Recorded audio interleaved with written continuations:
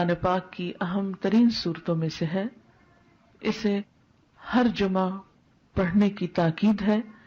جو شخص اسے ہر جمعہ کے روز پڑھے اس کے بارے میں نبی صلی اللہ علیہ وسلم نے فرمایا کہ جو جمعہ کے دن اس کی تلاوت کرے گا تو آئندہ جمعے تک اس کے لیے ایک خاص نور کی روشنی رہے گی، یعنی اللہ تعالیٰ اسے اپنی طرف سے ایک خاص روشنی عطا کریں گے.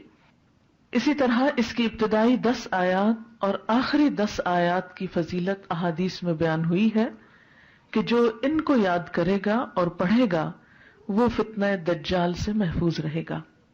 تو اس کے لیے ہم یہ کر سکتے ہیں کہ ابتدائی 10 آیات کو بھی زبانی یاد کر لیا جائے اور آخری کو بھی. تو دن کی کسی نماز میں اگر ان کو پڑھ لیا جائے تو اس طرح انشاءاللہ وہ فضیلت جو اس کی حاصل ہو سکتی ہے وہ ہو جائے گی.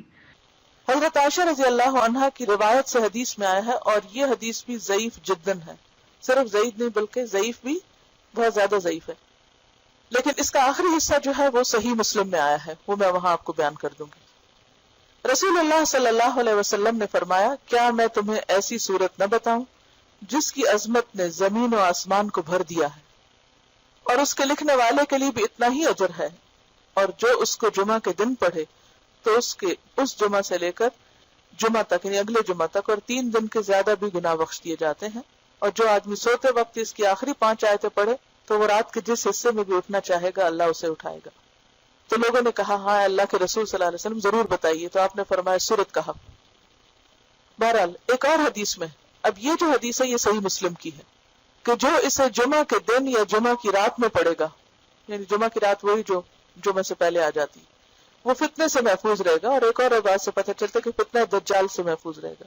اور اس کی جو پہلی 10 آیتوں سے متعلق حدیث ہے وہ بھی صحیح ہے کہ جو شخص اس کی پہلی 10 آیتیں پڑھے گا، یاد کرے گا، وہ فتنہ دجال سے محفوظ رہے گا. اسی طرح اس کے پڑھنے سے گھر میں سکینت اور برکت نازل ہوتی ہے. ایک مرتبہ ایک صحابی نے سورہ کہف پڑھی، گھر میں ایک جانور بھی تھا، وہ بدکنا شروع ہو گیا. انہوں نے غور سے دیکھا کہ کیا بات ہے، یعنی میں قرآن پڑھ رہا ہوں اور قرآن پڑھنے سے تو ظاہر ہے سکون نازل ہوتا ہے، یہ جانور کو کیا ہو گیا جو اچھل کود کر رہا ہے. تو انہیں ایک بادل نظر آیا جس نے انہیں ڈھانپ رکھا تھا. صحابی نے اس واقعے کا ذکر حضور اکرم صلی اللہ علیہ وسلم سے کیا تو آپ صلی اللہ علیہ وسلم نے فرمایا، اسے پڑھا کرو، قرآن پڑھتے وقت سکینت نازل ہوتی ہے. ہمارے گھرانوں میں سکون کیوں نہیں رہا؟ اس میں بہت سی وجوہات میں سے ایک وجہ یہ بھی ہے کہ میوزک کی آوازیں تو دن رات بلند ہوتی ہیں لیکن قرآن کی تلاوت کی آواز کم ہی سنائی دیتی ہے. اس کے لیے میں یہ سجیسٹ کروں گی کہ ایک تو قرآن پاک کا کچھ نہ کچھ حصہ نماز فجر کے بعد بلند آواز سے تلاوت کیا کریں کہ آپ کے آس پاس کی چیزیں سنیں، آپ کے گھر کے افراد سنیں، در و دیوار سنیں، کیونکہ جہاں جہاں تک قرآن کی آواز جائے گی وہ سب چیزیں آپ کے حق میں گواہ بنے گی.